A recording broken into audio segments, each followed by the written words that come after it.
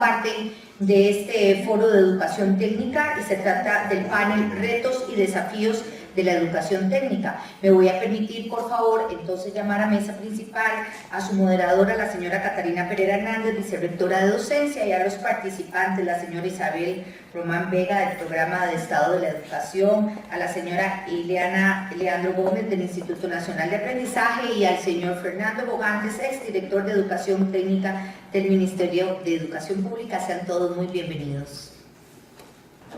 Vamos a introducir este panel con la reseña curricular de la señora Catalina Pereira, máster con un bachillerato en inglés de la Universidad de Costa Rica, una licenciatura en traducción e interpretación de la Universidad Internacional de las Américas y una maestría en administración de empresas con énfasis en administración de recursos humanos de la Universidad Latinoamericana de Ciencia y Tecnología. Actualmente está cursando sus estudios en doctorado en la educación con énfasis en mediación pedagógica en la Universidad de La Salle.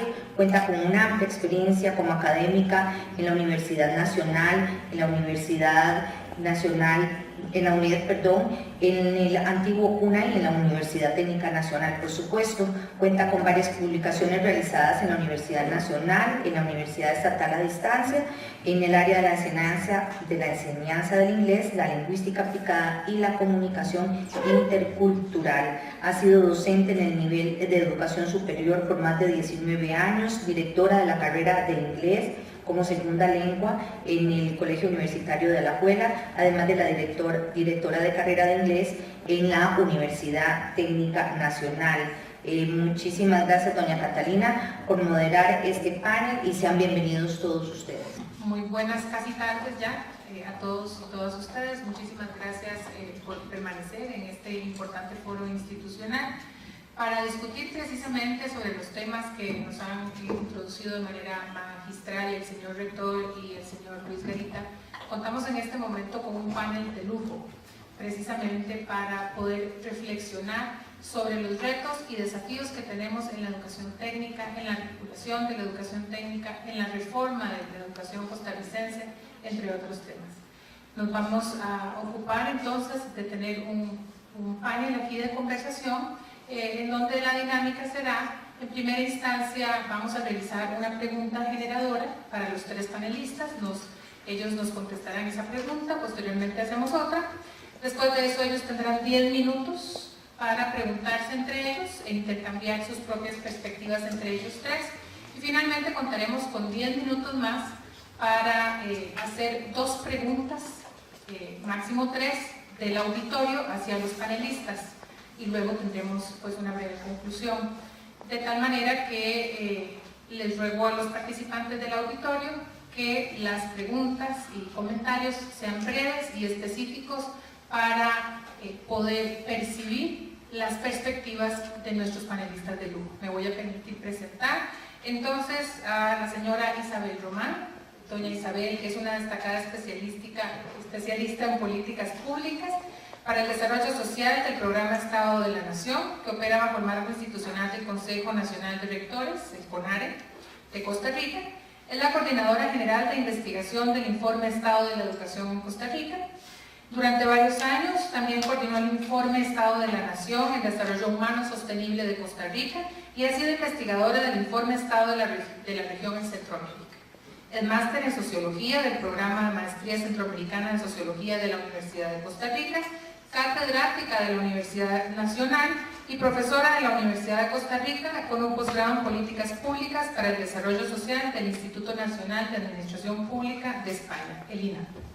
Es autora y coautora de varios libros y artículos de revistas, consultora de organismos internacionales, entre ellos la CEPAL, UNICEF, OIT, Fondo de Población, UNFPA y Flaxo. Bienvenida, Isabel. El señor Fernando Bogantes, todos creo que lo conocemos, amigo de la universidad, familia de la universidad y fundador de la universidad también.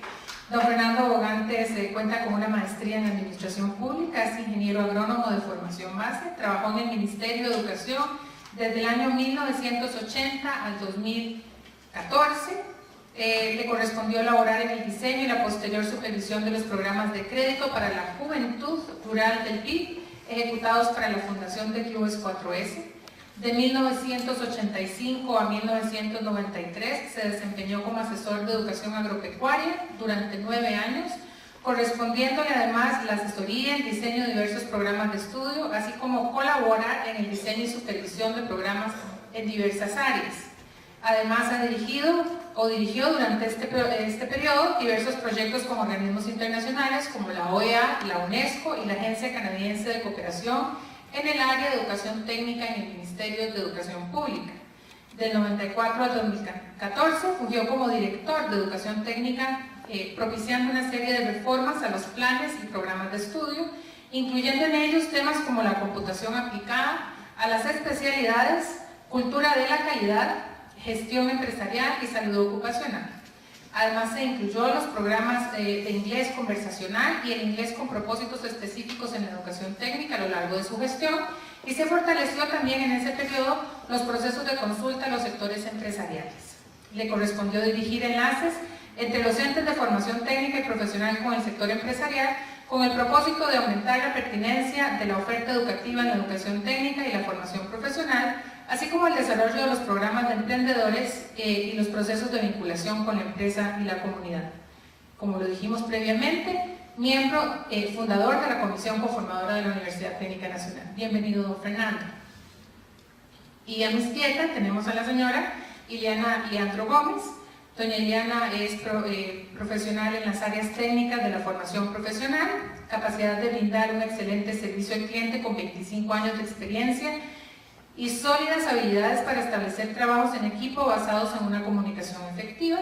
Cuenta con amplia experiencia en el desarrollo de proyectos basados en competencias laborales, colaboradora en procesos de cambio en busca de la excelencia y la eficacia para el logro de objetivos comunes. Su trayectoria laboral es amplia en el Instituto Nacional de Aprendizaje, institución en la cual en los periodos de 1996 a 2015 ha fungido como subgerenta técnica hasta la actualidad, subgerenta administrativa a lo largo de un año, gestora de formación y servicios tecnológicos, jefa del núcleo Industria Alimentaria, encargada del proceso de planeamiento y evaluación durante un periodo de 2 años, encargada del proceso de planeamiento y evaluación también durante 6 meses adicionales, asesora metodológica en gestión, formación y servicios tecnológicos, coordinadora del proyecto basado en competencias laborales a lo largo de 2 años, asesora metodológica del proceso de planeamiento y evaluación y docente del subsector de gastronomía. También, además del Instituto Nacional de Aprendizaje, la trayectoria de la señora Leandro en otras instituciones y empresas es bastante amplia, en donde de 1982 a 1996 fungió como supervisora técnica, jefa del área de cocina, ayudante de cocina y jefa de cocina. Cuenta con una maestría en Administración Educativa de la Universidad Americana, es bachiller en Nutrición Humana de la Universidad de Costa Rica y cuenta también con un bachillerato en Administración de Empresas de la Universidad de las Ciencias y el Arte. Bienvenida, doña Ileana. Como pueden ver, para precisamente discutir sobre los retos y desafíos de la educación técnica superior, contamos con como les dije, panel de lujo que nos brindarán sus perspectivas precisamente sobre los retos y desafíos que tenemos. En primera instancia quisiera preguntarles, me decía don Fernando aquí entre bambalinas, que no empecemos por Isabel porque si no los dejan sin nada, así que les voy a dejar a ellos más bien la decisión de quién inicia. Sí, yo sé, gracias don Fernando. Empezaríamos entonces a plantearnos a qué responden o deben responder las principales transformaciones en nuestra educación técnica costarricense. ¿Qué actores sociales involucran dicha transformación? Y si es posible el diálogo para vincular, desarrollar e implementar nuevas formas de educación, como la que está planteando en este momento desde el Gobierno de la República, como es la educación dual.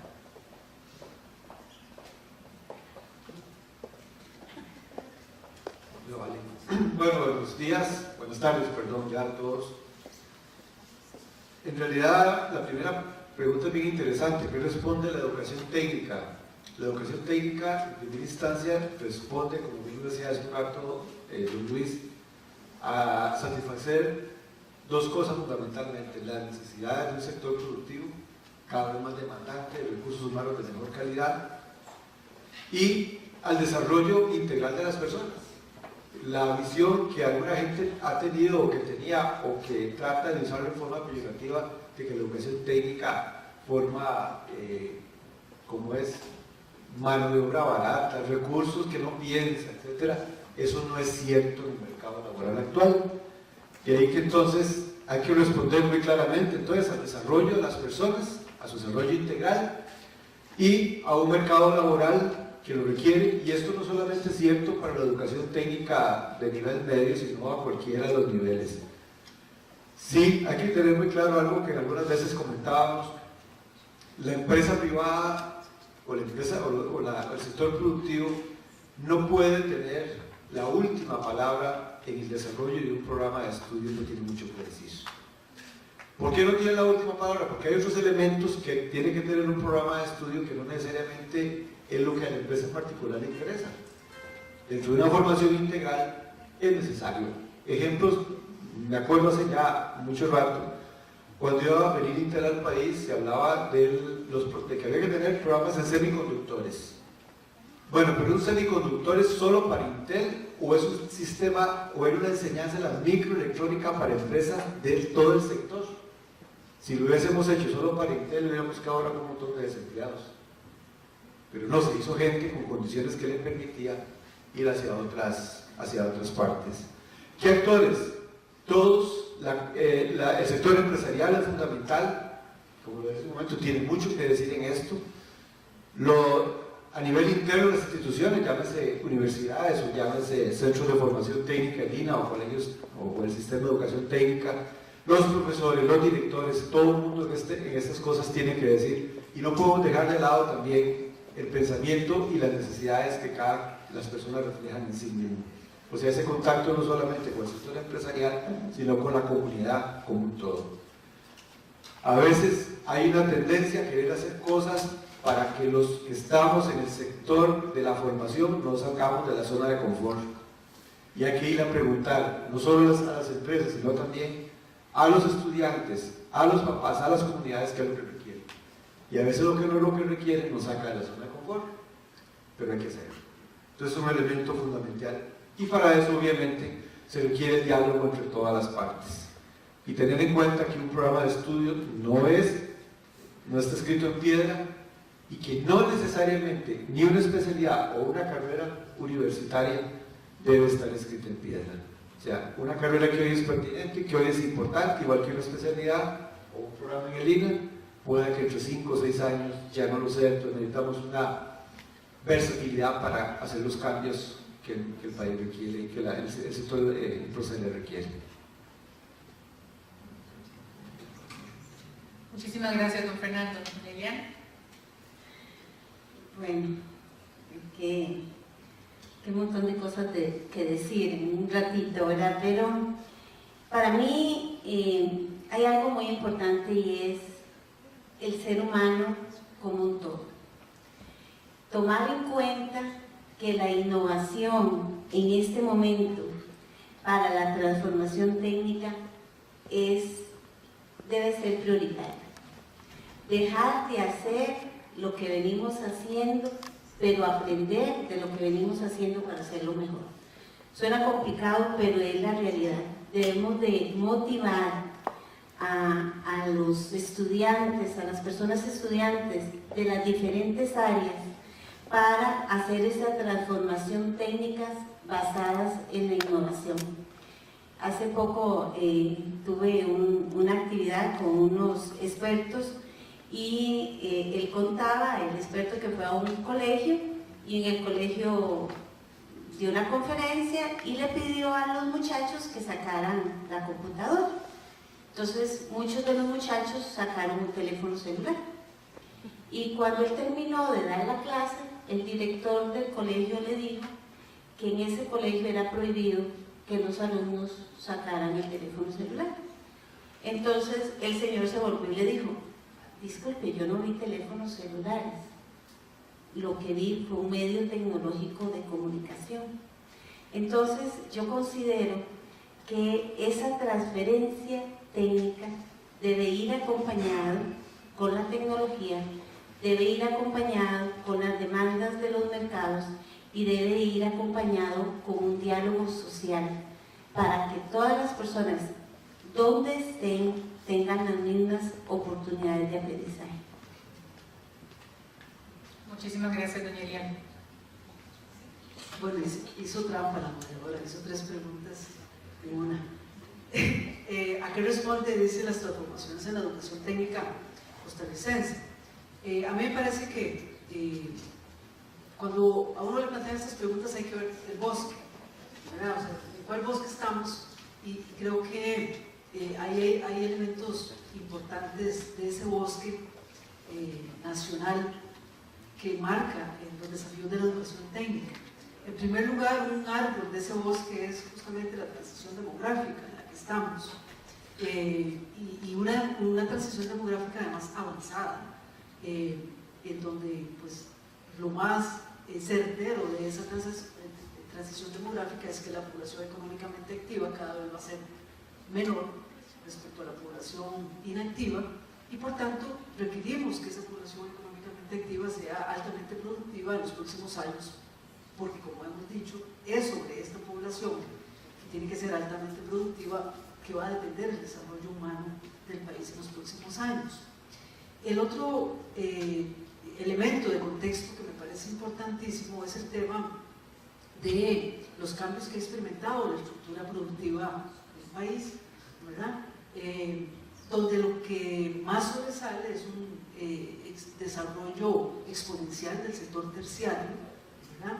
Los servicios y la industria, pero no cualquier servicio, cualquier industria, sino una industria que demanda alto valor agregado, una economía más competitiva. Y esto plantea un reto muy importante para un país como el nuestro, que es una economía muy pequeña, ¿verdad? Muy abierta.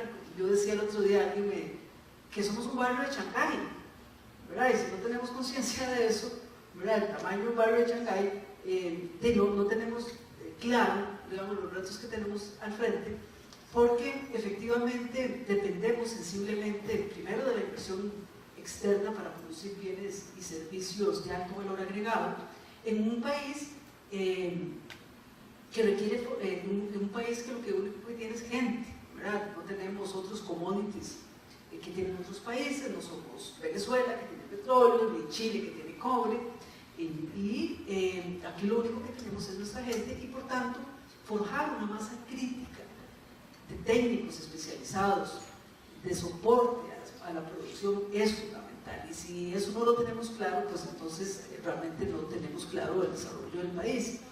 Me parece que otro elemento importante de contexto actual de ese bosque es el alto desempleo que esta economía tiene en estos momentos, ¿verdad? Y bajo crecimiento, ¿verdad? Menos del 3%, bueno, 3%, mucho menos que el promedio de los últimos 10 años, ¿verdad? Y eso, pues por supuesto que le pone al país una soga al cuello, en el sentido de que, pues, efectivamente necesitamos atender ese desempleo, y la forma de atender ese desempleo es, pues, una calificación de la mano de obra que sea cada vez más pertinente.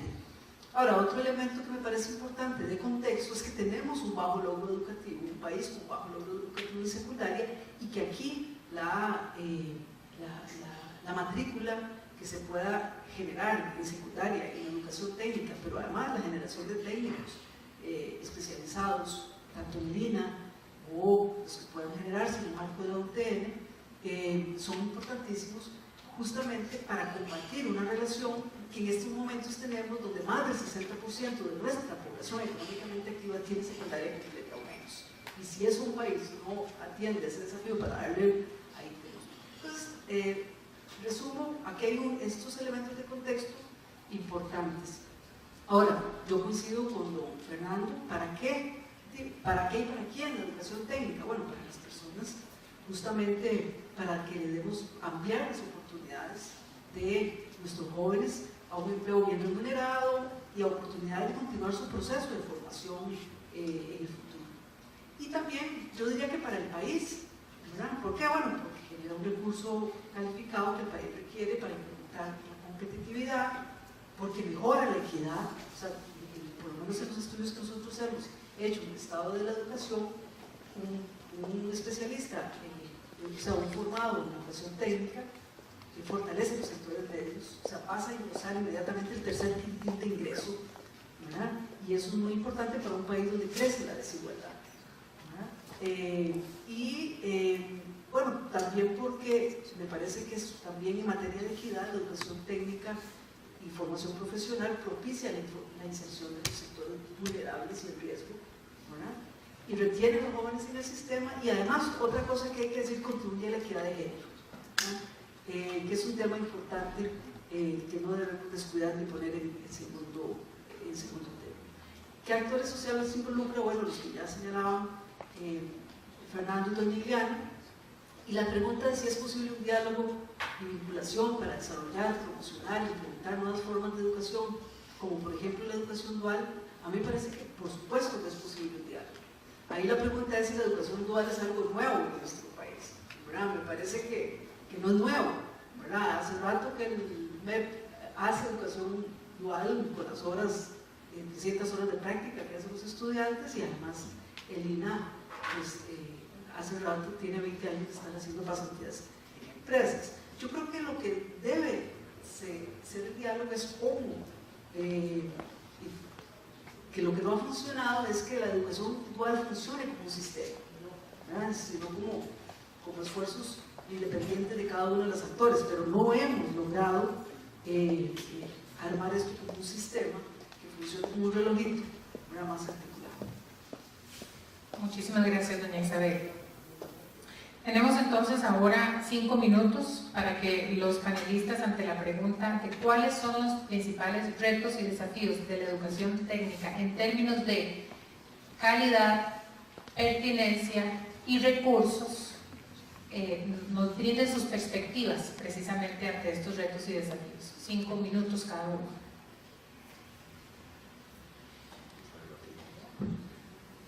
Bueno, yo creo que voy a empezar muy rápidamente por este asunto de la educación dual. Efectivamente no es un asunto nuevo en el país y tenemos una concepción a veces equivocada de que todo tiene que ver en el mismo saco. Y no, la educación dual es una de las alternativas de enseñanza que tiene que tener este país. Pero se ha creado, por lo menos recientemente, un pensamiento de que hay algo, de que todo tiene que hacerse por la educación dual. Yo le decía a un compañero temprano, yo me imagino que en una zona como Golfito vamos a transformar el colegio técnico a que todo lo haga por educación dual. Entonces mandamos los chiquillos de mecánica de precisión a las empresas de la zona a hacer educación dual, cuando el único equipo más o menos respetable en el área de precisión lo tiene el colegio. ¿Qué ganamos? Si estamos en la zona central con empresas de alta tecnología, un enfoque distinto, cuánta gente puede recibir, cuánta gente no puede recibir. O sea, es una cosa que ni aún en los países de Europa se hace generalizado cuando usted no tiene la cantidad de empresas suficientes para que eso suceda. Empresas de calidad que cumplan un estándar que se requiere. ¿Verdad? Pero eso es una opinión sobre ese asunto. Bueno, entrando al tema de fondo, ¿cuáles son, creo yo, los principales retos, tanto a nivel de educación media, o en línea, y sobre todo en la educación también superior? Es que tenemos que aumentar y empezar desde abajo. Bueno, ya no lo hacemos desde la escuela, pero sí a través de INA y educación técnica, estimular la participación de las personas en carreras de mayor nivel tecnológico. Yo creo que la educación técnica como un todo tiene carreras digamos, más intensivas en conocimiento y menos intensivas en conocimiento. Bueno, las empresas que están produciendo trabajo ahorita y buen trabajo son empresas intensivas en conocimiento. Tal vez no high-tech como tales, pero sí intensivas en conocimiento. Entonces, de ahí la importancia de incrementar todo lo que tiene que ver con las carreras de ingeniería o las áreas que tienden, en el caso secundaria, hacia carreras de ingeniería. Esto es importante como un reto en la educación superior y en la educación media también. Otro que es un tema fuerte en la educación media, y estoy seguro que mucho más fuerte en la educación superior, es cómo cerramos esa brecha enorme, y que si es grande en secundaria es más alta en la educación superior, entre el número de personas que ingresan y el número de personas que se gradúan. Eso es, hay un gasto enorme, porque ahí sí hay gasto como país. Cuando yo tengo una persona que entra hace su carrera, termina y trabaja, yo no tengo caso, es una inversión. El problema es con los que se me quedan flotando ahí en cualquiera de las otras cosas. Estamos produciendo un gasto como país y un desengaño a la gente también que quiere llegar a algo más. Entonces hay que tener mucho cuidado con esos dos elementos. La articulación sigue siendo un tema que se viene hablando, que se habla y se hace muy poco. Entonces es un reto enorme siempre en la educación. A mí nunca se me olvide, volviendo un tiempo a lo que se hizo cuando iba a venir entera al país. 2 años antes nosotros presentamos por primera vez con los colegios parauniversitarios de aquel entonces y el Ministerio de Educación una propuesta para hacer articulación entre la educación media y la educación parauniversitaria, bueno, los colegios universitarios. Y la respuesta era que si estábamos locos, que eso no se podía, que no sé qué, un montón de cosas. Viene la admisión que viene a hacer los estudios iniciales de Intel y pregunta por qué el país no tiene eso. Entonces hay que salir en carrera a tratar de hacer algo que se ha venido haciendo, pero se ha hecho a medias. Y la prueba de que se ha hecho a medias es esta universidad. Porque si la articulación en aquel momento estuviera bien hecha, la UTN no existiría. Estuviéramos haciendo una articulación fluida hacia la educación superior y no pasa nada. No se dio, bueno, está la UTN, que es la que más tiende a respetar y a pensar en que la articulación sí tiene que darse. ¿Por qué? Porque una de las cosas, de las ventajas adicionales de la articulación, y es un reto enorme, es que efectivamente nos permite aumentar el número de graduados.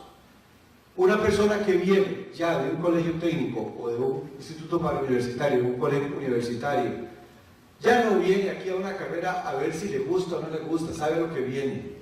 Un graduado de electrónica de un colegio técnico viene acá a estudiar electrónica, electromecánica, sabe lo que viene. Entonces el nivel de éxito probablemente es mucho mayor, igual si viene de otro lado, en caso de un colegio universitario. Como ya la articulación se supone que hay reconocimientos, es una persona que va a salir mucho más rápido del sistema educativo. ¿Por qué hay gente que no quiere reconocimientos? Muy sencillo, porque cuando usted hace programas de reconocimiento, alguien dejó de tener curso. Entonces, lo que tenemos que buscar es cómo dedicamos ese tiempo a investigación u otras cosas que son fundamentales en la universidad. Tenemos adicionalmente bajo ese esquema alumnos, es importantísimo cuando hablamos de articulación, porque nunca se me olvida, aquí Sina Castillo que está presente me decía, no, es que no todos los que vienen de colegios técnicos son buenos o no saben todo lo que tienen que saber para que se les reconozca.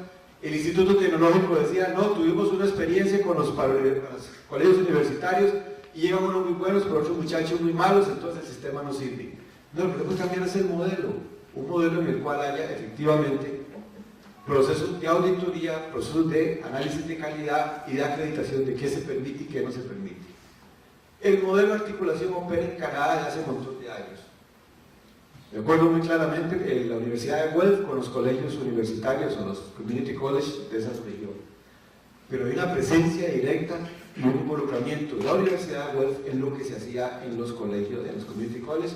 Entonces el paso era muy ordenado y una absoluta certeza de la calidad de lo que se estaba haciendo. Otra cosa que bien lo mencionaba ahora Isabel, que creo que es fundamental, es que tenemos que seguir apostando por el aumento de la participación de mujeres en carreras no tradicionales. No tradicionales para mujeres, por estupideces de la gente o por lo que sea. El tiempo de estar viendo en el Ministerio de Educación me enseñó que la capacidad de las personas no es un asunto de género. La capacidad es la capacidad. Buena ingeniera puede ser una mujer, como buen ingeniero puede ser un hombre. O sea, las capacidades no están medidas por ahí. Además le damos otras posibilidades a la gente de accesar a mejores empleos, lo cual sigue siendo importante. Y tenemos una ventaja, ahora tenemos empresas, la atracción de empresas importantes mundiales en el país, son empresas que además manejan dentro de sus políticas la contratación de mujeres. Entonces las posibilidades de trabajo no son tan malas cuando podemos acertar en el tipo de carreras que ellas escojan.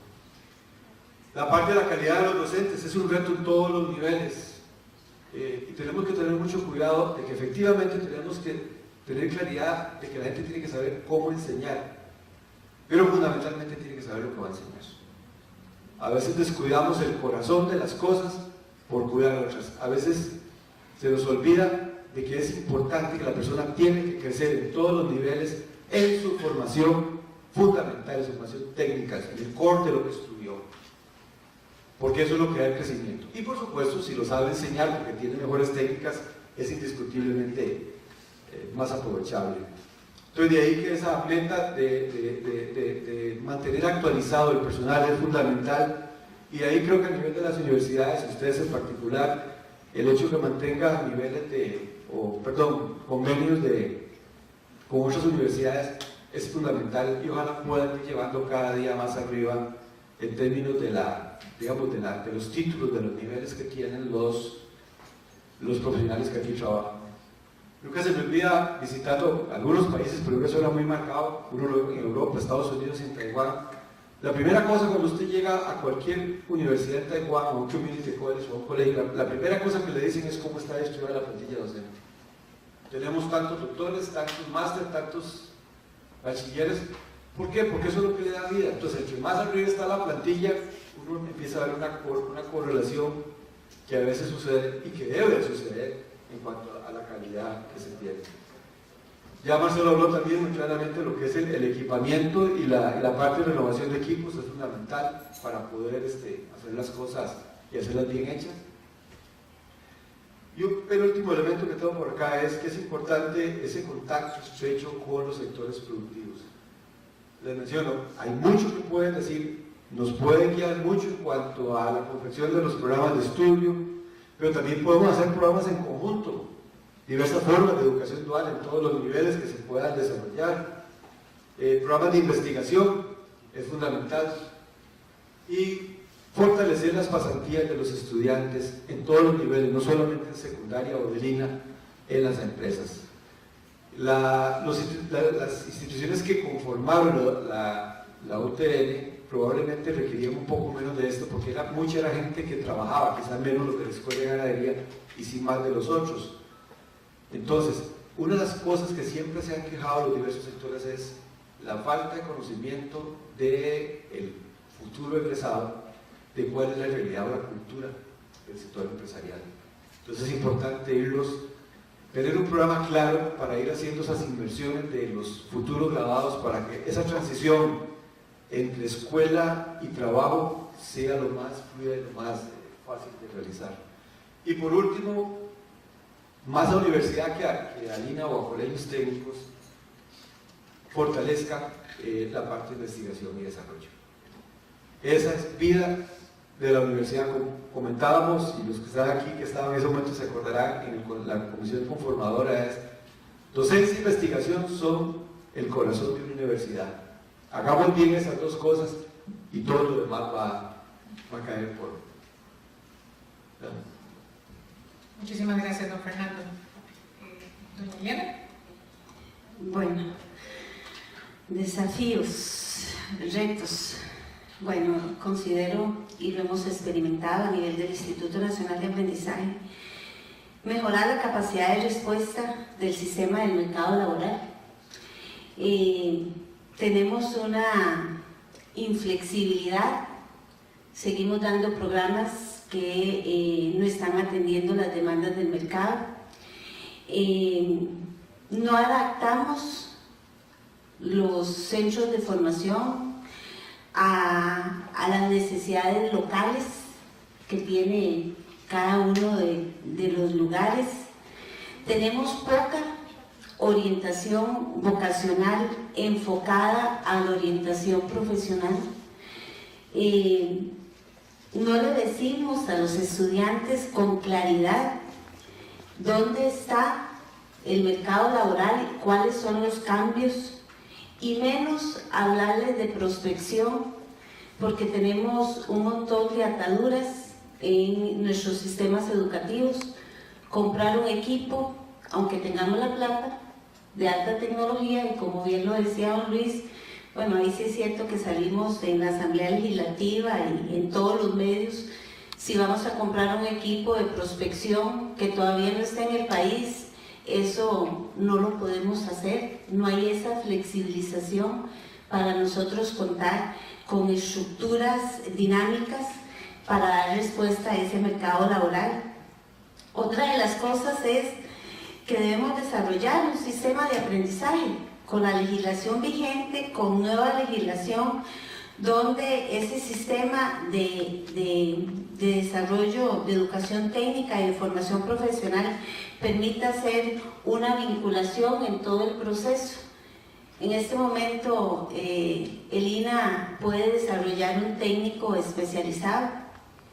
Los colegios técnicos gradúan al técnico, pero ¿cómo nos cuesta articular, vincular para que esos técnicos de la educación técnica entren al INA y ya salgan con una especialización en corto tiempo? Otra de las cosas que es uno de los retos y desafíos más grandes es el personal docente. El personal docente sigue siendo el eje central de la formación técnica, entonces no lo podemos dejar de lado, tenemos que capacitarlo, tenemos que darles conocimientos técnicos, pedagógicos, tenemos que llevarlos al sector empresarial, que hagan pasantías, que salgan de nuestras fronteras, que vean otras cosas para nosotros poder reflejar eso en las aulas, pero eso nos cuesta, a la gente lo ve como un gasto y eso realmente es una inversión, porque es la relación docente-alumno que puede hacer el crecimiento de todo lo que es la formación técnica. Entonces, uno de los retos es dejar de ver al docente como un activo de la institución. Bueno, ya está y ya está en propiedad, entonces, no, más bien hay que fortalecer y hacerlo crecer. Y otra de las cosas que lo hemos dicho y ahorita lo decíamos Fernando, ¿verdad? Y lo hemos discutido en todas las mesas, es la falta de articulación. O sea, siendo un país pequeño, con actores sociales que debemos de incluir y debemos de ser equitativos, debemos de reflejarnos en todas las áreas, pero la articulación sigue siendo un reto a nivel país. En una misma área, en un mismo lugar, hay un colegio técnico dando la misma carrera, el INA igual, un instituto técnico, todos dando lo mismo, y realmente no estamos haciendo una labor de articulación para que permita el desarrollo local. Queremos salir del gran área metropolitana, pero nos cuesta irnos a las zonas porque tenemos una falta de articulación en todo lo que es el desarrollo profesional. Y yo creo que eso debe ser un tema de todos los foros, porque poco a poco debemos ir rompiendo esquemas para que la articulación de la formación técnica, de la formación profesional, el nivel académico que tenga, sea basado en una realidad con los actores sociales y con la equidad que se tenga para el desarrollo a nivel país.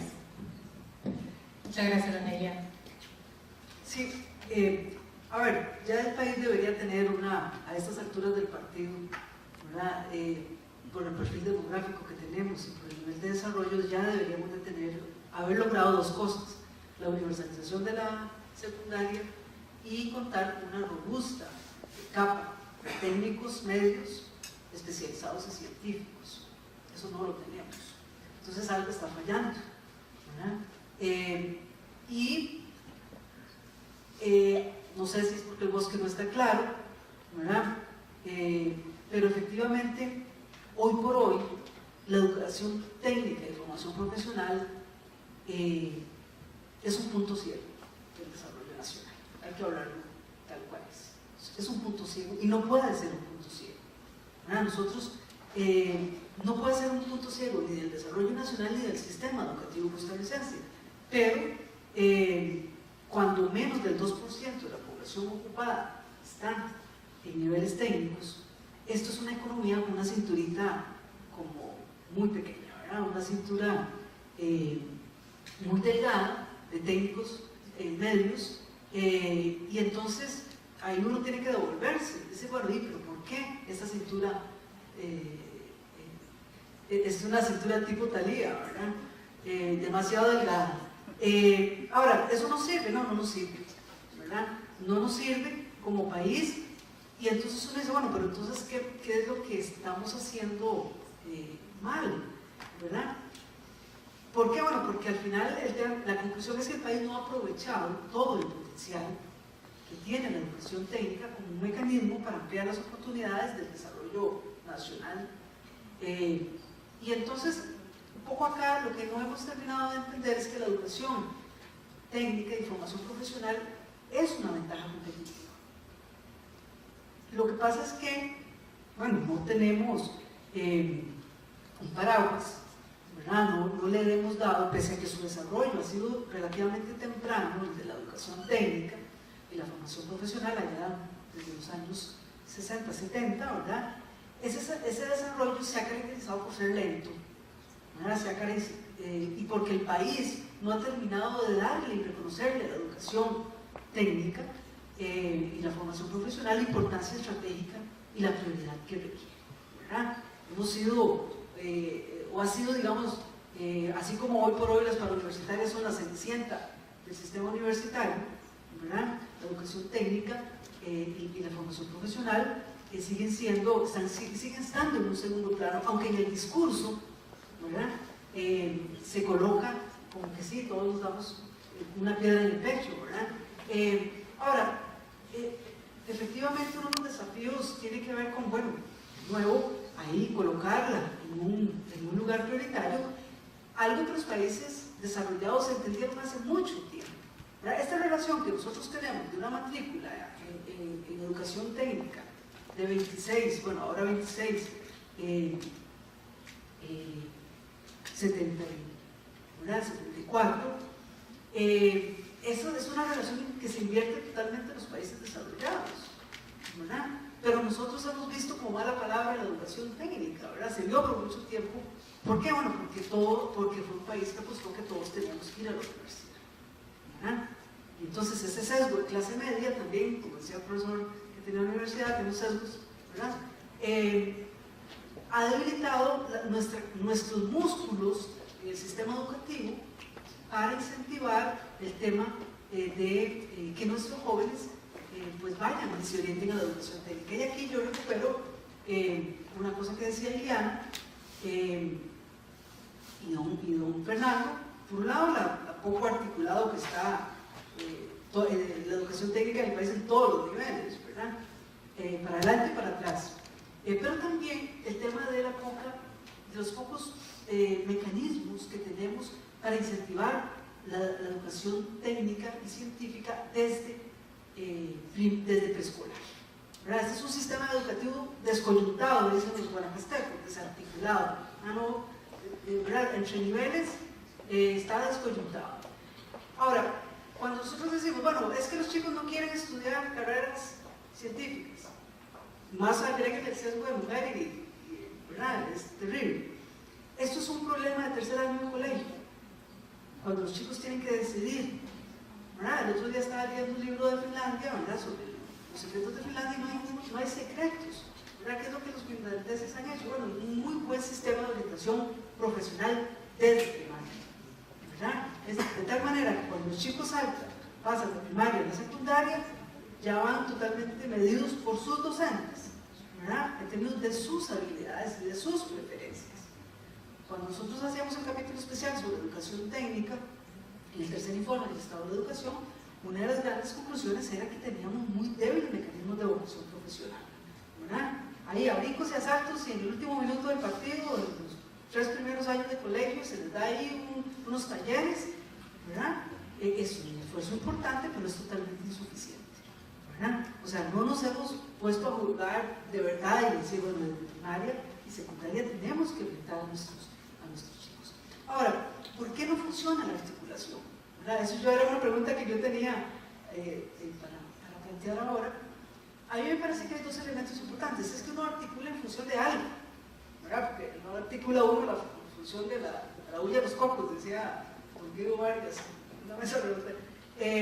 Uno articula en función de que el país tiene una política de Estado en materia de educación técnica, ¿verdad?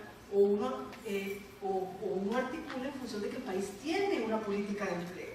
Pero este país tiene 30 años de no tener una política de empleo. Entonces, ¿cómo hiciéramos? ¿Verdad? Por un lado, no tenemos una política de empleo. Hasta ahora, que el desempleo está en los niveles que está, es que nos empezamos a preocupar por tener una política de empleo. Más nos vale, porque los próximos 10 años, en los próximos años la cosa no va a estar fácil. Pero no ha habido una política de empleo. Entonces, los actores, los que tienen que estar tomando decisiones, ¿cómo toman decisiones si la brújula no está marcada? ¿Verdad? Ahí me parece que hay un tema de país, de una falta de política de empleo, de una falta de política de Estado en materia de educación técnica, y además no tenemos estudios prospectivos de empleo. Aquí todo el mundo va a quejar, ¿verdad? No va a Procomer y bueno, más o menos ahí tienen sus estudios, ¿verdad? Importantes, esfuerzos y todo el asunto, pero no hay mecanismos, no hay estudios prospectivos de mediano y largo plazo. Entonces, cuando los inversionistas llegan aquí y dicen, bueno, ¿cuántos ingenieros van a producir ustedes en los próximos 10 años?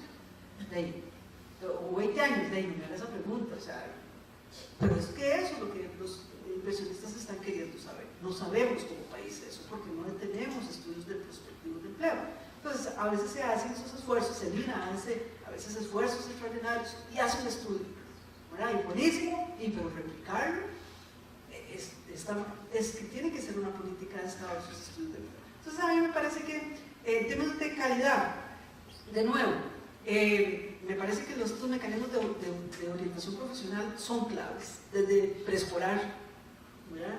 Y el tema que señalaba don Fernando, el tema de la calidad de los docentes, ¿verdad? Ahí me parece que estamos tocando un punto sensible, ¿verdad? Porque podemos tener una planilla altamente calificada, todos doctores y maestros, pero pueden ser pésimos, ¿verdad? De muy baja calidad. Entonces aquí realmente, y aquí termino nada más con esto, en términos de, a propósito del tema de la calidad, es que es un sistema que ha renunciado a la evaluación, ¿verdad?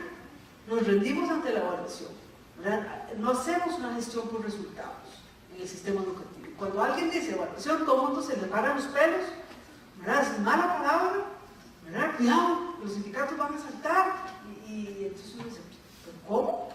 O sea, estamos renunciando a la posibilidad de tener mecanismos que nos permitan decir, bueno, miren, estos son muy buenos docentes y estos docentes hay que premiarlos, hay que estimularlos, estos no están tan buenos, no están tan bien, a estos hay que fortalecerlos, hay que capacitarlos, hay que mandarlos a reestudiar, etc.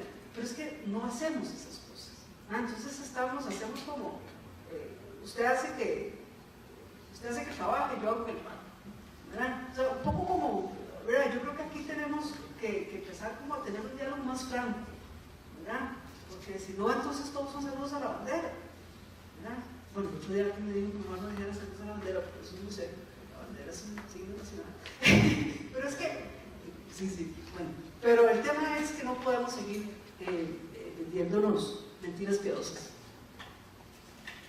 Muchísimas gracias, doña Isabel. Vamos a cambiar entonces el orden y le vuelvo a ceder la palabra precisamente para dar lugar a esta riquísima discusión entre ustedes tres, que se generen entre ustedes comentarios y preguntas sobre el tema.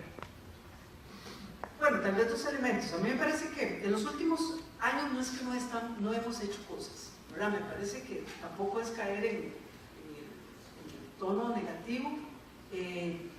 Creo que buenas noticias. Hemos hecho un cambio en los currículos en función con un enfoque de competencias, de educación técnica, eso está muy bien. Se ha incrementado la matrícula vía la matrícula de la educación técnica preuniversitaria, con las nuevas modalidades nocturnas, aunque ahí a mí me parece que hay que fortalecer esas modalidades nocturnas porque también tienen altos niveles de deserción, así que hay que verlo, pero hay que fortalecerlas. Tenemos nuevas modalidades virtuales en el INA, me parece que eso es una corrida hacia adelante importantísima. Tenemos modalidades bilingües, ¿verdad? Y empezamos a tener las bases para construir un marco común de cualificación en un sistema que no tiene claras las entradas, las salidas, las curvas, ¿verdad? Y entonces ahí me parece que el mapeo de la oferta técnica que ha empezado a hacer la UTN con CONARE es importantísimo, porque aquí hay que ordenarnos en eso. A mí me parece que ahora hay aspectos que a mí me preocupan, Entonces ahí la pregunta para don Fernando, esas condiciones de las secciones nocturnas, ¿usted cómo las está viendo? Me parece que ahí tenemos desafíos importantes. Y esos mecanismos de orientación profesional, ¿por qué han sido tan débiles?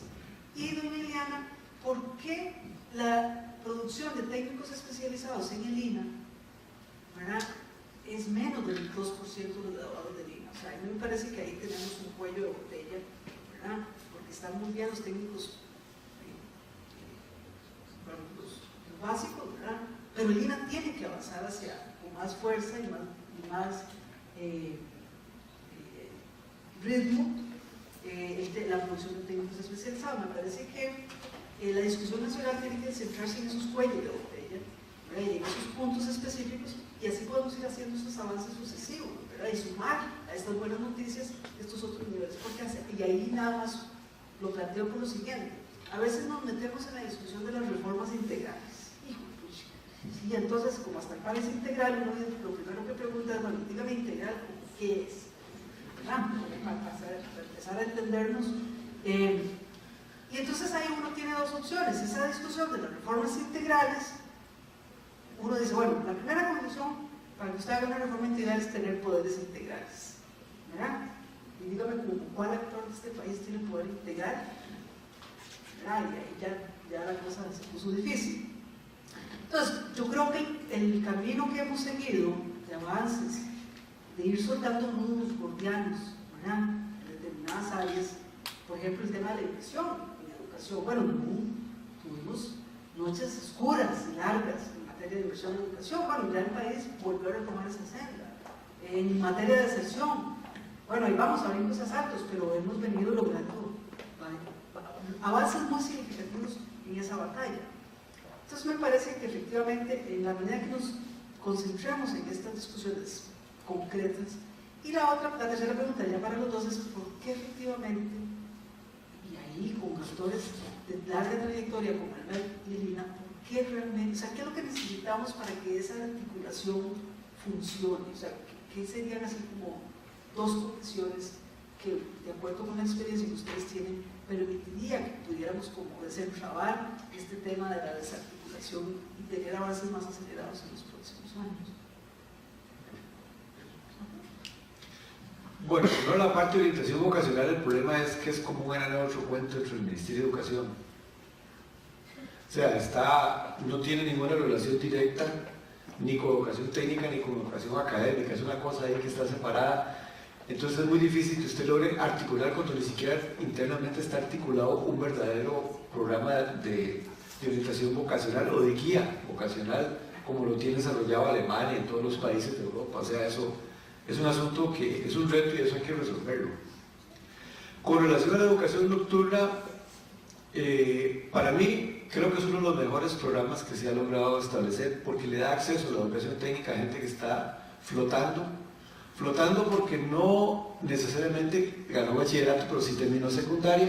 Entonces, al haber terminado secundaria, pero no haber podido ganar bachillerato, no tiene acceso a la educación superior de ningún tipo. Y ahí tienen acceso a la educación técnica y además que se aprovecha toda la capacidad instalada que existe en un colegio que pasa ociosos de las 4:30 de la tarde en adelante. Tres problemas fundamentales que por lo menos desde mi óptica existen. Uno es que digamos como el corazón de esto, se nos olvida o no hemos formado o no hemos entrenado a los profesores para tratar una población adulta o joven adulta que se debe tratar distinto a una población joven. Entonces se nos olvida a veces que el enfoque, como tengo que dar las clases, tiene que ser distinto por una población que es distinta y que tiene no solo necesidades, sino obligaciones mucho distintas y mayores que las que tiene un joven. Ese es un primer elemento. Segundo, se nos olvida muchas veces que tenemos personas que vienen a veces de 2, 3 y en muchos casos mucho más que eso, años de estar fuera del sistema educativo. Y queremos llegar de una vez en electrónica, enseñarle cosas profundas de electrónica sin echarnos para atrás y ver cuánto se acuerda de la matemática que tenía que saber antes de entrar a electrónica. Entonces, ¿qué pasa? Sales, como dice Museo, quien a la abuela se va espantado, sale espantado, porque no puede. Entonces tenemos que ver cuál es la realidad de las personas, hacer ese diagnóstico de entrada y invirtamos el tiempo que tengamos que invertir en nivelarlos, en ponerlos a punto y que esa gente pueda empezar a asimilar las diversas materias, asignaturas o subáreas que va a llevar en el colegio. Ese es como el corazón de esto. Los otros dos elementos que son importantes y distintos, si se quiere, y esto no me lo inventé yo, sino de conversaciones con muchos de los directores, comedor escolar. Uno puede decir como comedor escolar, mire señores, en pleno invierno el que va a la casa a comer no va al colegio. Entonces tiene que haber algo para esas personas que vienen de la empresa y van al colegio, que vengan al colegio, que puedan tener algún sistema, algo más liviano, tipo snack, algo que les permita no tener que pasar a su casa. La dificultad es que tal vez le cueste aprender por el tiempo que tiene que estar afuera. Esas noches lluviosas de invierno, no va a ir. Si pasa a su casa, probablemente no va. Y un tercer elemento que es igualmente importante, con causas distintas, es también contar con elementos de transporte estudiantil. Vamos a ver, en la zona rural, para que vayan y vuelvan a sus comunidades de origen. Eso es fundamental. Si eso no existe, es muy difícil que vayan. Y el otro elemento en zona urbana es más difícil porque es más disperso el origen de las poblaciones.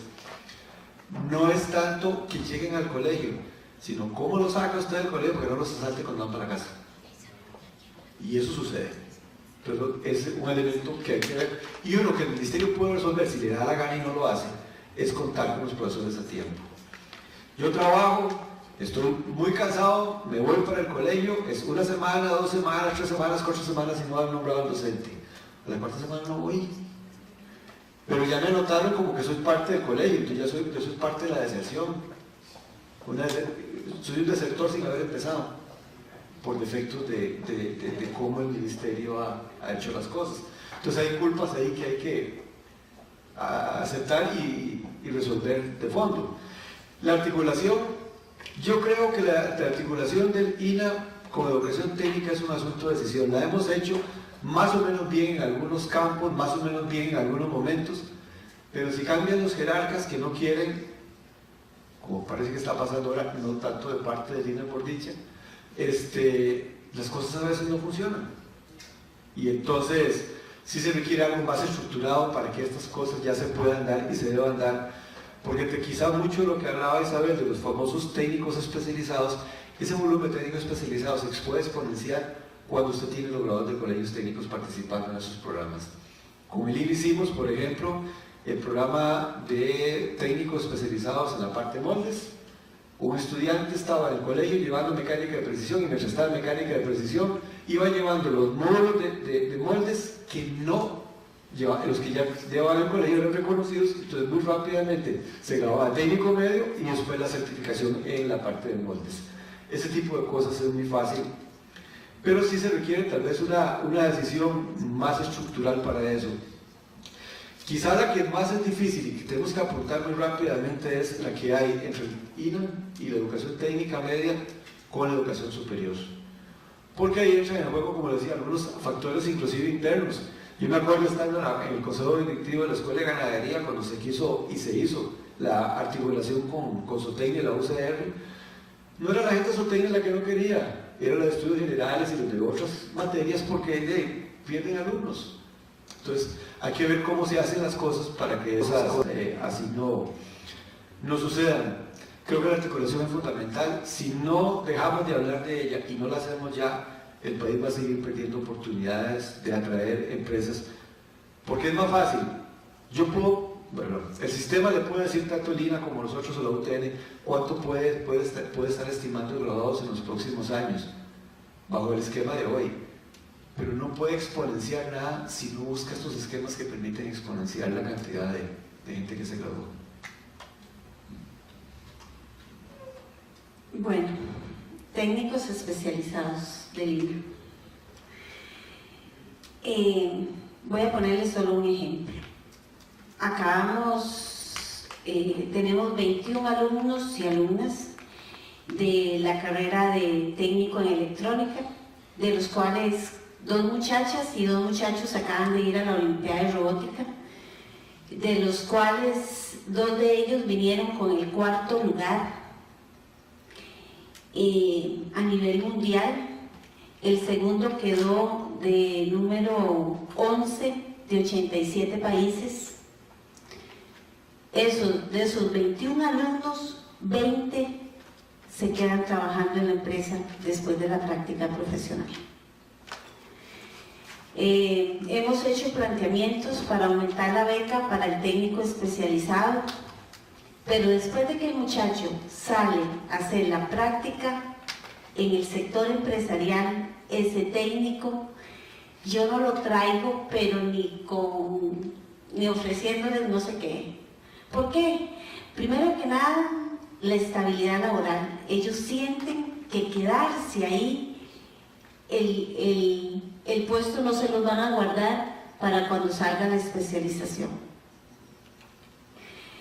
Hay algunos sectores empresariales, algunas empresas, hemos tenido diálogos con empresas de zona franca, donde le hemos dicho a los sectores de la zona franca, y estamos haciendo un proyecto específicamente con un sector de zona franca, denos la posibilidad de darle la especialización a esa gente, déjenselos trabajando. Nosotros le vamos a darle la especialización de noche, en turnos tarde-noche, los días sábados, en formación virtual. Entonces estamos haciendo un proyecto con una zona franca en una especialización específicamente en la parte de industria.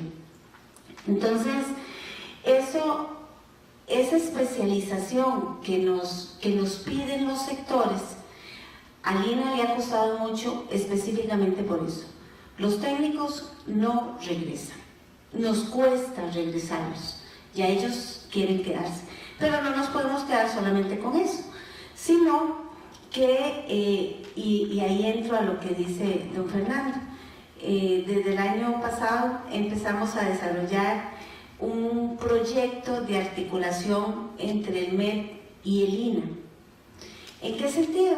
De que muchachos del MEP que sacan un técnico medio, yo me los traigo al INA, los beco, porque el INA tiene todo un sistema de ayudas económicas, le damos la posibilidad de darles la ayuda económica, el tiempo de especialización va a ser más corto que entrando desde cero. Pero ¿qué es lo que pasa? No hay una política clara, como lo decía Isabel, para que la articulación no sea de personas. Si usted está, ¡ay, qué fácil articular! Pero si usted no está, eso no es prioridad.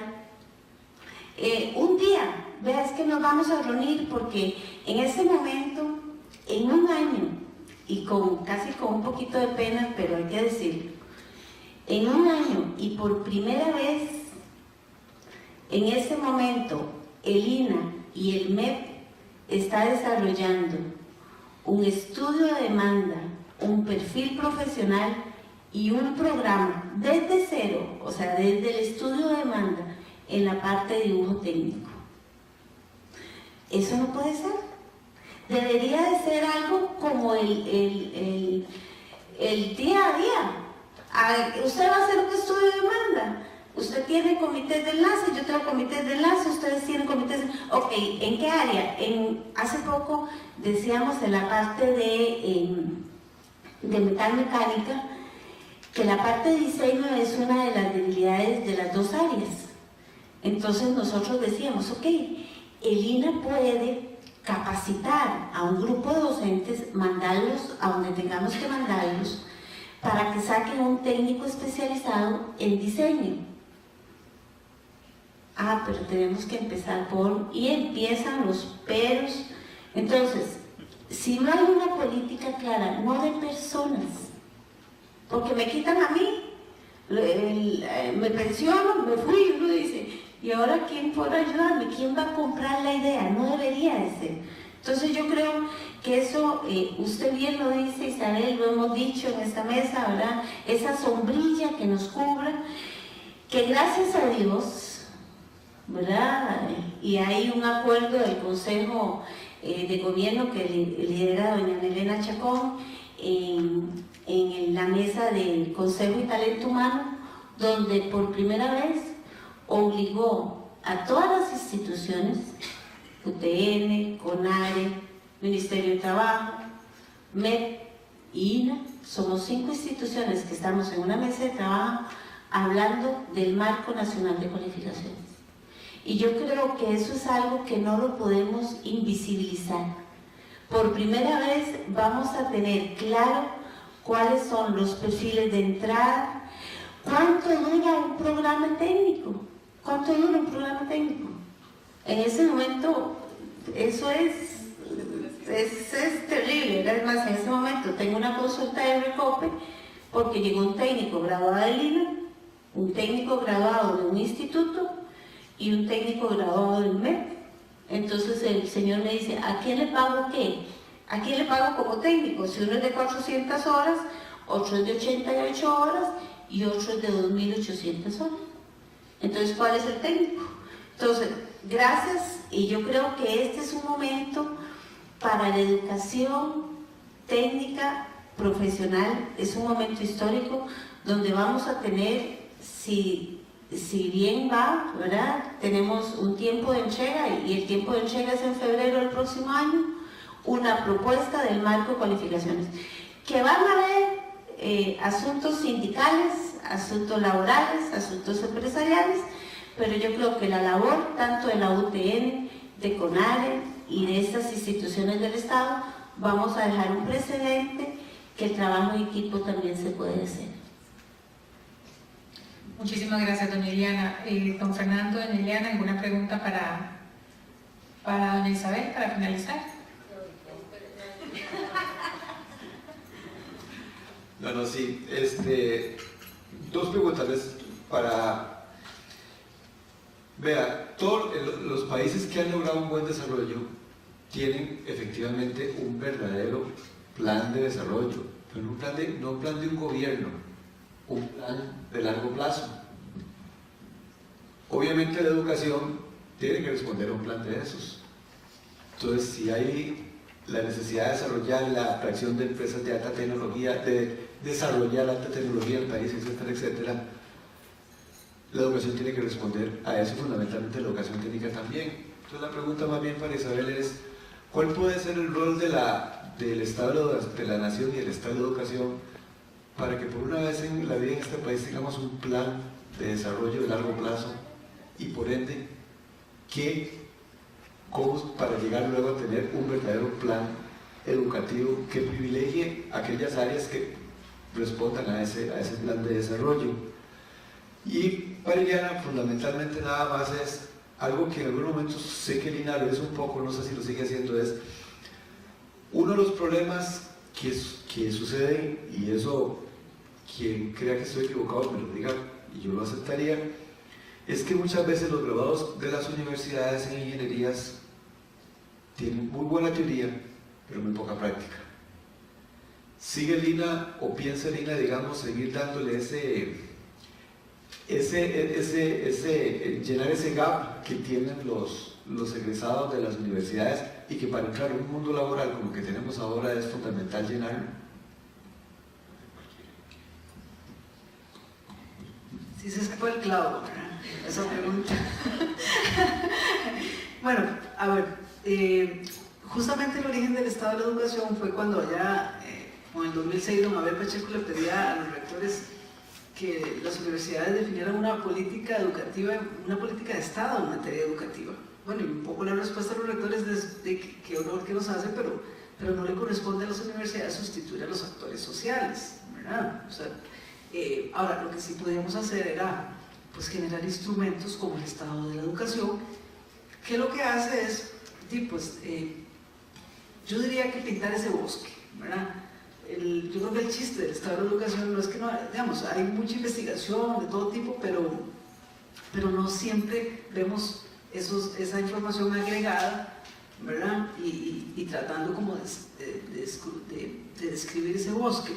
Entonces, me parece que el país ha ganado en términos de tener, digamos, un instrumento que por lo menos le permite estar monitoreando las tendencias de por dónde vamos, ¿verdad? Porque es que es muy difícil tomar decisiones cuando no sabemos por dónde va el barco, ¿verdad? Y esto es muy claro, por ejemplo, con el tema agropecuario. duramos 30 años sin un censo agropecuario. Entonces uno dice, bueno, pero ¿cuál país toma decisiones? O sea, es como un barco sin brújula, ¿verdad? Y vamos a ir y no sabemos cómo estaba en 30 años, no saber cómo está el desarrollo agropecuario, cuánto se ha concentrado la tierra, cómo ha venido generándose el desarrollo productivo en las distintas áreas, es terrible. Me parece que ahí el monitorear las tendencias y provocar la discusión nacional en ciertas áreas donde podemos llegar a consensos, porque aquí lo cierto es que es muy fácil decir, bueno, hay que ponerse de acuerdo. Sí, hay que ponerse de acuerdo. No en todo nos tenemos que poner de acuerdo, pero en 4 cosas sustantivas podríamos ponernos de acuerdo. Y me parece que la educación técnica y formación profesional es una de esos aspectos. ¿Por qué? Bueno, porque hemos acumulado experiencia histórica nacional, porque tenemos gente muy buena, ¿verdad?, en todos los niveles. Lo que pasa es que están dispersos y desarticulados, ¿verdad?, que es un poco lo que nos ha matado, digamos, esa a veces hacer, y a veces hacer muy bien, pero desarticulado. Entonces me parece que ahí hay un tema donde tenemos que provocar esa discusión nacional, pero además forjar ciertos metas nacionales con objetivos de mediano y largo plazo, que es lo que, como dice usted, don Fernando, han hecho países como Taiwán y los tigres asiáticos, ¿verdad? Trabajar con programas de 7, 8 años que trasciendan los periodos gubernamentales. Esto que señala Ileana de que depende de las personas es terrible, ¿verdad? El país tiene que avanzar hacia... Y me parece que en la última transición del Ministerio de Educación, pese a, digamos, aunque hay algunas áreas donde parece seguir funcionando el perfil de las personas, en general, digamos, no se ha hecho marcha atrás en lo que se había logrado en los últimos 8 años, y eso está bien, eso es una ganancia país, pero ciertamente no hemos establecido metas país, que digamos, bueno, efectivamente vamos a, como meta país, lograr que la matrícula en la educación técnica en 10 años sea del 35%, digamos, no sé, o 40% sería el ideal, pero bueno, que vamos a tener en PISA, vamos a pasar del nivel 1, ¿verdad? Porque del nivel 2, que es donde estamos en PISA, lograr avanzar hacia el nivel 5, ¿verdad? Y eso que implica, bueno, que funcione la reforma de matemáticas, ¿verdad? Eso es lo que tenemos que hacer. Que en técnicos especializados logremos avanzar hacia unos porcentajes muchísimo mayores. Y ahí me parece que lo que señalaba Eliana, bueno, doña Elena decía, bueno, pero es que no regresan de las empresas. Y la pregunta es, ¿y por qué tienen que regresar? ¿Por qué no articular con las empresas para que, digamos, como una forma de articulación con las empresas, que ellas mismas, que son las más interesadas en tener ese recurso humano, pues entonces generen esas condiciones y el INAH, digamos, en zona, como se ha hecho en zona franca? Entonces me parece que digamos, que hay formas ahí como de romper esos cuellos de botella. Entonces me parece que efectivamente coincido, hay que fijar ese norte de mediano y largo plazo. Creo que el Estado de la Educación por sí solo no lo puede hacer, ¿verdad? O sea, nosotros hacemos como una... tratamos de aportar información para la toma de decisiones, pero efectivamente aquí el sartén por el mango lo tienen los actores, ¿verdad? Y creo que el ejemplo que Eliana puso de hoy por hoy en este marco de cualificación es una coyuntura sin lugar a dudas importantísima. O sea, y aquí el gran desafío es que si nos conformamos con llegar a tener solo, ay, miren, señora vicepresidenta, hicimos la tarea. No, mire, hicimos la tarea, pero además le queremos pedir esto y esto y esto, que usted defina unas metas país, ¿verdad? O sea, sobre esto ya nos ordenamos, más o menos ya nos pusimos de acuerdo, y a esto que hemos hecho, queremos ponerle estas 3, 4 metas país para los próximos 20 años, ¿verdad? Y me parece que eso sería un valor agregado. Muchísimas gracias, Isabel. Para terminar, entonces vamos a tener a doña Ileana y la pregunta también que doña Ileana va a formular. Bueno, sobre la pregunta de nosotros terminar el área, la competencia psicomotora de muchos de los profesionales que tienen a nivel país, donde tienen toda la parte cognitiva y la parte del ser en algunos pero la parte psicomotora no. El INA es una institución abierta a todo el país, es de todos los costarricenses. Estamos desarrollando, especialmente aquí en la ciudad tecnológica, cerca de aquí, programas de capacitación para esas áreas, para esos grupos de profesionales que les hace falta el desarrollo de la competencia psicomotora, donde tienen ya que hacer. Entonces, hemos desarrollado programas de capacitación a nivel país para ese grupo de personas, que la demanda cada vez es más grande, ¿verdad? Debería ser menor, pero es más grande, sin que quitarle importancia al quehacer del INA, sin que hagamos cosas que no nos corresponden, porque es un hilo muy delgado, ¿verdad? Entonces, eso lo hacemos y tratamos de hacerlo en forma articulada hasta con el sector empresarial. Entonces, muchas veces lo que hacemos es que los docentes van a la empresa donde están recién los graduados, y ahí les damos programas de capacitación para que ellos en el equipo de su empresa puedan desarrollar esa competencia que les hace falta. Y para yo decir mi pregunta, ¿verdad? Y la pregunta es igual para los dos.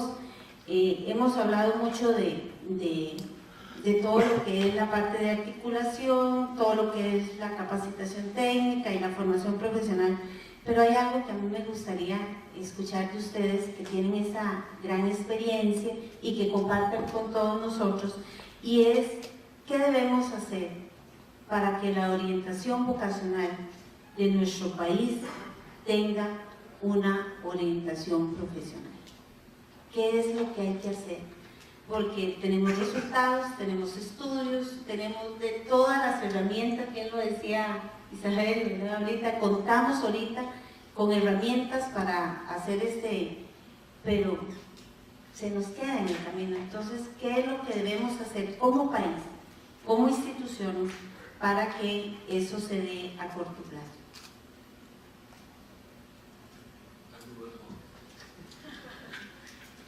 Bueno, hay varias cosas. Como tú le decía, en primer lugar creo que tenemos que incluir dentro de la educación técnica, el INA está un poco distinto, o muy distinto, verdaderamente los programas de orientación vocacional, que no sean cosas aisladas, y aprendamos las experiencias de los que lo han hecho bien hecho. Es que no hay que ir a descubrir el agua tibia. Usted va en estos momentos, por ejemplo, a Alemania, y lo tiene absolutamente claro en su centro de orientación vocacional, y yo sin necesidad ni siquiera ir al centro puedo hacer mis propios test y puedo hacer una serie de cosas que aquí no hemos desarrollado para eso. Pero fundamentalmente es cambiar a veces el criterio o la forma en que se quieren ver las cosas. Yo no sé si fue Isabel la que decía hace un rato, tenemos la tendencia a decir, guiemos a las personas a que estudien carreras no de ingenierías o técnicas, sino por una construcción del país, a derecho o otra serie de cosas. O decirle, si yo estudio, como dijo alguien un día de esos que lo escuché, que me da mucha pena, es que si yo estudio ingeniería en electrónica, lo que voy a hacer es ensuciarme. Yo no he visto un lugar tan limpio para trabajar en electrónica. Entonces, empezar desde muy pequeños a generar en los muchachos, y esto creo que lo mencionaba Isabel hace un rato, desde la escuela y antes, aquellos elementos que digamos empiecen a poner en contacto a la gente con las áreas técnicas. Creo que en el país lo que un poquito más se asemeja a hacer un poquito de esto desde preescolar es el Don Bosco. Porque en Don Bosco todo el mundo hace escotec, todo el mundo desde el kinder, cada quien en su nivel, en sus propias cosas. Entonces el chiquito empieza, la chiquita desde muy temprano a ver que esas cosas son fáciles, que se puede hacer, que se pueden desarrollar, y cuando ya viene esa primera toma de decisiones a los 15 años, de que si hago o no la carrera técnica, qué carrera técnica hago, yo creo que hay un poco más de claridad. En síntesis, lo que hay que hacer es desarrollar un verdadero sistema de orientación vocacional con las experiencias, por ejemplo, que tiene el INA y con las experiencias que hay de fuera del país, que son sumamente fuertes en esa área, sobre todo en Europa. Bueno, rápidamente, me coincido con don Fernando de que hay que poner en el corazón del sistema educativo costarricense la orientación vocacional, así en el centro. Y ahí me parece que hay dos elementos importantes que necesitamos. un expediente de los estudiantes que arranque desde preescolar, ¿verdad? Y que sea así como que su trayectoria vaya siendo vista por todos los docentes, digamos, los que están alrededor de ese estudiante, para conocer quién es ese estudiante, qué quiere, cuáles son sus habilidades, ¿verdad? Y la segunda condición son docentes marca diablo. Tenemos que tener docentes marca diablo desde preescolar. Es que, vean ustedes, si las maestras desde preescolar no saben desarrollar el concepto de número en los chicos, desde ahí vamos mal. O sea, después salen mal en matemáticas en PISA, en tercer año. No es un problema del tercer año de colegio, es que arrancó desde preescolar. Y es ahí donde tenemos que empezar a nivelar la cancha, con docentes muy buenos, ¿verdad? Pero ahí tenemos un desafío país muy importante. Entonces me parece que efectivamente, porque, digamos, ¿qué es lo que hacen los finlandeses? Bueno, igual son 5 millones como nosotros. Tienen la educación general básica. ¿Qué es lo que se han preocupado? Es por tener una educación general básica de alta calidad. ¿Cuál es el secreto? Orientación vocacional y tener un educador especial en cada aula y docentes muy buenos en cada aula, ¿verdad? Entonces me parece que nosotros no tenemos, no está pegado al cielo que nosotros logremos eso. El tema es que sí, efectivamente hay que tomar decisiones, ¿verdad? Y hay que evaluar a los docentes. Y hay que decir, bueno, mire, quién rinde, quién no rinde. Hay que seleccionar mejor, el MEP tiene que seleccionar mejor a los mejores, ¿verdad? Y tiene que engarzarse con las universidades. O sea, las universidades son un aliado estratégico fundamental, ¿verdad? Y ahí me parece que la UTN puede hacer una carrera hacia adelante en este marco de cualificación, apoyando todo este proceso de articulación. Entonces, aquí podemos dar un ejemplo, país, de que la cosa puede funcionar, ¿verdad? Y con ese espejo, creo que ahí podemos jalar al resto del sistema educativo nacional. Muchísimas gracias a los tres. Yo, para concluir, quisiera decirle a la audiencia muchísimas gracias por haber estado tan atentos. Sabemos que están con hambre. Vamos a tener que cortar aquí sin tener las intervenciones del distinguido público, precisamente por la hora que es en este momento. Definitivamente con este panel que tenemos aquí nos da ganas de hacer muchísimas más preguntas. Doña Isabel, doña Eliana y don Fernando son amigos permanentes de la Universidad Técnica Nacional. Doña Isabel estará presentándonos el 1 de diciembre aquí el Estado de la Nación, de la Educación, perdón. Entonces quedan cordialmente invitados. Yo quisiera no retomar ni hacer una síntesis de todo lo que hicieron, porque los atrasaría a ustedes y a su delicioso almuerzo aún más, pero sí por lo menos enumerar los retos y los desafíos más importantes que los tres distinguidos panelistas nos han señalado.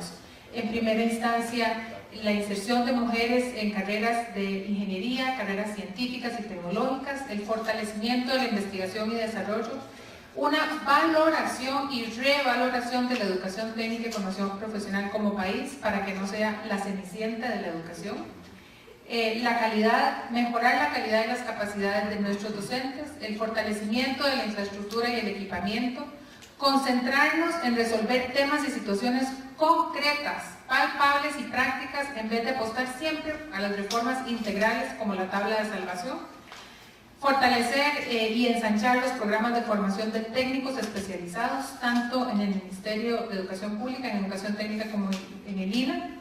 Requerimos definitivamente, según doña Isabel Román, una política nacional en materia de empleo, mejorar la capacidad de respuesta y la vinculación con los sectores laborales. Se necesita contar con un robusto programa nacional de orientación vocacional que empiece desde la primaria con docentes marca diablo, y pasar de hablar de articulación a ejecutarla. Estos son los retos que tenemos todas las instituciones que nos dedicamos a la educación técnica, técnica superior y técnico media. Muchísimas gracias y que tengan buenas tardes. Muchísimas gracias. Dar lectura a el certificado. Universidad Técnica Nacional, la Rectoría y Vicerrectoría de Docencia y la Vicerrectoría de Investigación extienden mi presente reconocimiento a doña Isabel Román, a quien le pido me acompañe por acá, por su valiosa colaboración como panelista en el segundo Foro de Educación Técnica, Retos y Desafíos de la Educación Técnica Superior, realizado en la ciudad de Alajuela el 24 de noviembre del 2015. Firman el señor rector, el señor vicerrector de Investigación y su servidora. Muchas gracias.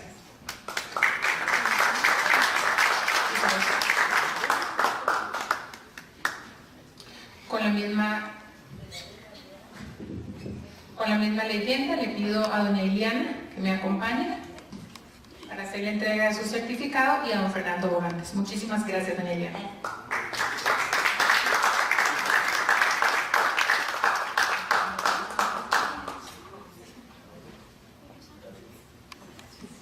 Muchísimas gracias, doña Catalina. Y ahora les agradezco muchísimo la participación. También tenemos un reconocimiento a nuestros dos vicerrectores organizadores de esta actividad. Don Francisco Romero, por favor, si usted es tan amable de acercarse aquí. Doña Catalina, también le tenemos un pequeño recuerdo para ustedes por la magnífica organización de esta actividad, y todos ustedes les ruego, por favor, un fuerte aplauso.